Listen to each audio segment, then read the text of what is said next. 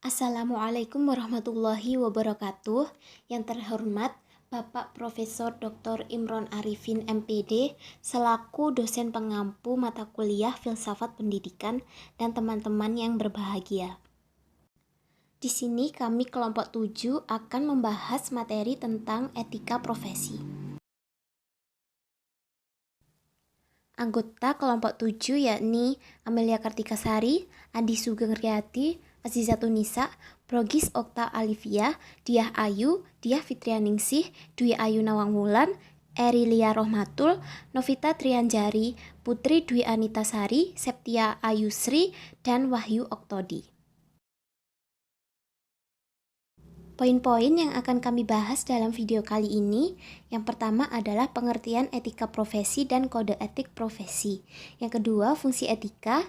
Yang ketiga, prinsip etika profesi. Yang keempat, aspek tinjauan pelanggaran etika profesi. Dan yang terakhir adalah problem pengembangan etika profesi pendidikan PAUD.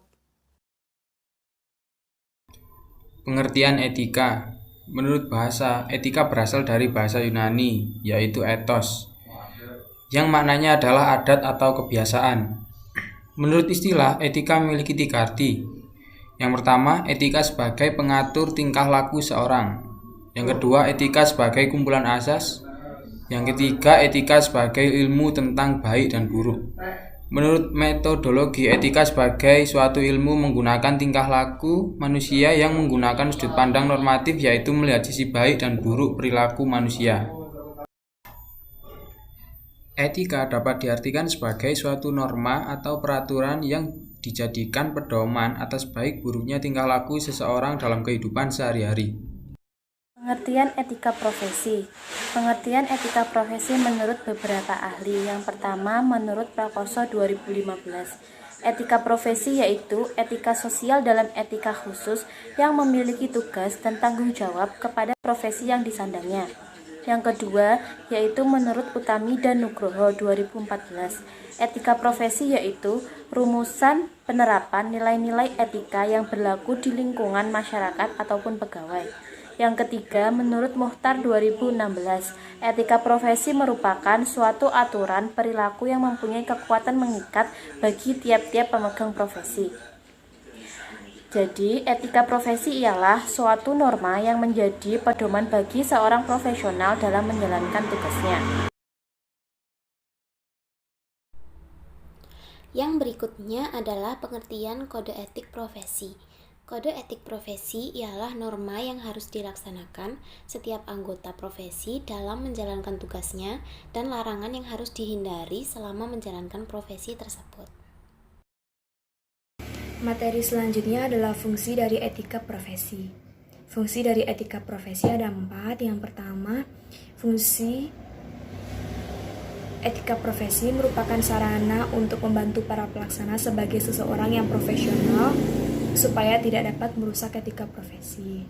Selanjutnya, etika profesi memberikan pedoman bagi setiap anggota profesi tentang prinsip profesionalitas yang digariskan. Maksudnya adalah etika profesi, pelaksana profesi mampu mengetahui suatu hal yang boleh dilakukan ataupun yang tidak boleh dilakukan. Yang ketiga, etika profesi merupakan sarana kontrol sosial bagi masyarakat atas profesi yang bersangkutan.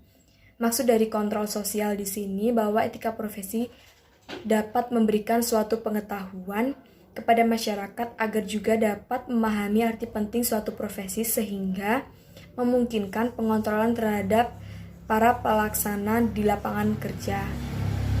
Dan yang terakhir, etika profesi mencegah campur tangan pihak dari luar organisasi profesi tentang hubungan etika dalam keanggotaan profesi.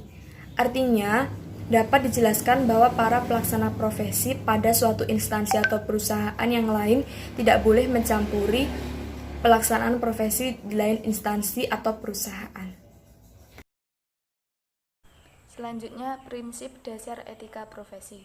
Prinsip-prinsip yang melandasi pelaksanaan etika profesi. Pertama, prinsip integritas moral. Integritas moral ini merupakan kualitas kejujuran serta prinsip moral dalam diri seseorang yang dilakukan dengan secara konsisten dalam menjalankan profesinya. Kedua, prinsip keadilan. Setiap profesi dituntut untuk mengedepankan keadilan dalam pelaksanaan pekerjaannya. Ketiga, prinsip otonomi. Setiap profesi itu mempunyai wewenang serta juga kebebasan dalam menjalankan pekerjaan sesuai dengan profesinya dengan mempertimbangkan kode etik profesi. Keempat, prinsip tanggung jawab. Setiap profesi ini harus bertanggung jawab terhadap pelaksanaan pekerjaan, hasil, dan juga kehidupan orang lain atau masyarakat umum. Menurut Dharmastuti 2007, terdapat 3 prinsip yang harus dipegang. Pertama, tanggung jawab, kedua, kebebasan, ketiga, keadilan. Pelanggaran etika profesi. Pelanggaran etika profesi merupakan pelanggaran yang dilakukan oleh sekelompok pelaku profesi yang tidak mencerminkan atau memberi petunjuk kepada anggotanya bagaimana seharusnya berbuat dan sekaligus menjamin mutu profesi itu di mata masyarakat. Dalam menjalani sebuah profesi, setiap orang pasti memiliki etika-etika profesinya yang harus dilakukan sesuai profesi yang dijalankan.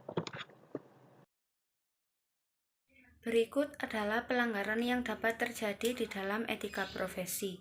Yang pertama yaitu memposisikan diri sebagai penguasa yang memberikan sanksi dan mengancam apabila melanggar peraturan atau tidak mengikuti kehendak yang bersangkutan. Yang kedua yaitu tidak bisa memahami sifat-sifat khas atau karakteristik yang dihadapi. Yang ketiga yaitu memperlakukan seseorang secara tidak tepat sehingga membentuk perilaku yang menyimpang. Yang keempat, tidak dapat memahami yang bersangkutan sesuai perkembangan sehingga terjadi kecelakaan profesi. Dan yang kelima, tidak sanggup mengembangkan strategi, metode, dan media yang tepat. Yang keenam, tidak menunjukkan kejujuran sehingga tidak pantas untuk ditiru, misalnya memanipulasi, mencuri waktu, atau bilik kasih. Dan yang ketujuh, tidak adil atau diskriminatif. Yang kedelapan yaitu memaksa hak seseorang. Yang kesembilan, kurangnya manajemen waktu yang baik dan efisien. Yang kesepuluh, tidak menyadari kewajiban yang harusnya dipenuhi. Yang ke-11 yaitu pengaruh masih lemahnya penegakan hukum di Indonesia sehingga menyebabkan pelaku pelanggaran kode etik profesi tidak merasa khawatir melakukan pelanggaran. Yang ke-12 tidak berjalannya kontrol dan pengawasan dari masyarakat. Yang ke-13 yaitu organisasi profesi tidak dilengkapi dengan sarana dan mekanisme bagi masyarakat untuk menyampaikan keluhannya. Dan yang ke-14, rendahnya pengetahuan masyarakat mengenai substansi kode etik profesi karena buruknya pelayanan sosialisasi dari pihak profesi sendiri. Dan yang ke-15, melaksanakan profesi di bawah tekanan atau paksaan. Undang-Undang Pelanggaran Kode Etik Profesi. Menurut Sujono Sukanto, tahun 1988 menyebutkan terdapat 5 unsur penegakan hukum, yaitu yang pertama adalah undang-undang, yang kedua adalah mentalitas aparat penegak hukum, yang ketiga adalah perilaku masyarakat, yang keempat adalah sarana, dan yang terakhir adalah kultur. Sanksi pelanggaran kode etik terbagi menjadi 2, yaitu sanksi moral dan sanksi yang dikeluarkan dari suatu organisasi. Beberapa contoh sanksi yang didapat dari pelanggaran kode etik profesi, yaitu berupa teguran, peringatan tertulis, penundaan pemberian hak guru, penurunan pangkat, pemberhentian dengan hormat, dan pemberhentian tidak dengan hormat. Problematika pengembangan etika pendidik PAUD. Tenaga pendidik pada satuan pendidikan anak usia dini atau program PAUD adalah mereka yang bertugas memfasilitasi proses pengasuhan dan pembelajaran pada anak usia dini pada program atau lembaga PAUD, baik pada jalur pendidikan formal maupun non-formal, serta memiliki komitmen secara profesional untuk meningkatkan mutu pendidikan anak usia dini. Selanjutnya adalah permasalahan profesi dan etika pendidik PAUD. Yang pertama adalah masih sangat terbatasnya jumlah tenaga pendidik dan kependidikan untuk anak usia dini. Yang kedua, kualifikasi pendidikan tenaga pendidik yang sudah relatif masih belum memenuhi persyaratan. Yang ketiga, penghargaan masyarakat terhadap pendidik PAUD sebagai suatu profesi belum menggembirakan. Yang keempat, masih terbatasnya jumlah perguruan tinggi yang memiliki jurusan atau prodi khusus untuk pendidikan anak usia dini dan terbatasnya penelitian di bidang pendidikan ini. Yang kelima adalah orang tua murid tidak terima saat anaknya jatuh. Terakhir adalah seiringnya berbeda pendapat atau salah penafsiran tentang suatu hal sehingga ada kecekcokan. Upaya menangani permasalahan profesi dan etika pendidik PAUD. Nomor 1, masih sangat terbatasnya jumlah tenaga pendidik dan kependidikan untuk anak usia dini. Nomor 2, adanya kualifikasi pendidikan tenaga pendidik yang sudah relatif masih belum memenuhi persyaratan. Lalu yang ketiga, penghargaan masyarakat terhadap pendidik PAUD sebagai suatu profesi belum menggembirakan.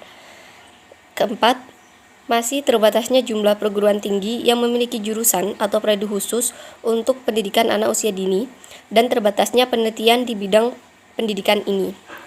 5. Orang tua murid biasanya tidak terima saat anaknya terjatuh atau ada hal yang menimpa anaknya. Yang keenam, seiringnya berbeda pendapat atau salah penafsiran tentang suatu hal sehingga ada kesalahpahaman yang terjadi antara orang tua dengan pendidik atau kecekcokan. Pengembangan profesi dan etika pendidikan PAUD. 1. Pengembangan melalui jalur individu.